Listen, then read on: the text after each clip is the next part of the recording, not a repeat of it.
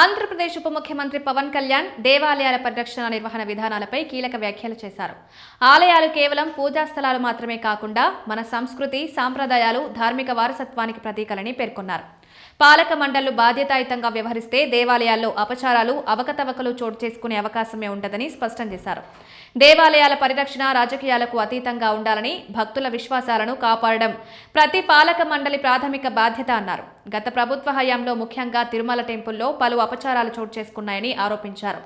నాటి పాలక మండలి సమర్థంగా వ్యవహరించి ఉంటే అలాంటి ఘటనలు జరిగేవి కాదని విమర్శించారు. భవిష్యత్తులో అలాంటి తప్పిదాలు పునరావృతం కాకుండా కూటమి ప్రభుత్వం ఏర్పాటు చేసిన కొత్త పాలక మండళ్లు అప్రమత్తంగా పనిచేయాలని సూచించారు. వెలగపూడిలోని రాష్ట్ర సచివాలయం నుంచి వర్చువల్ విధానంలో శ్రీకాళహస్తి టెంపుల్ గిరి ప్రదక్షిణ రహదారిని ప్రారంభించిన సందర్భంగా ఆయన ఈ వ్యాఖ్యలు చేశారు. శివరాత్రి ముందు ఈ మార్గాన్ని ప్రారంభించడం విశేషంగా భావిస్తున్నామన్నారు.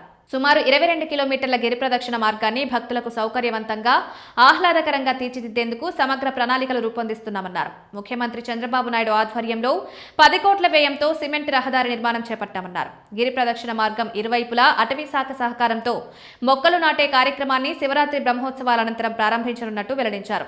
భక్తులకు నీడ, విశ్రాంతి సౌకర్యాలు కల్పించేలా చర్యలు తీసుకుంటున్నామన్నారు. మన ఆలయాలు నాగరికతకు మూల స్తంభాలు అని, కళలు, సాహిత్యం, ఆధ్యాత్మికత అన్ని ఆలయాల చుట్టూనే వికసించాయని పవన్ కళ్యాణ్ పేర్కొన్నారు.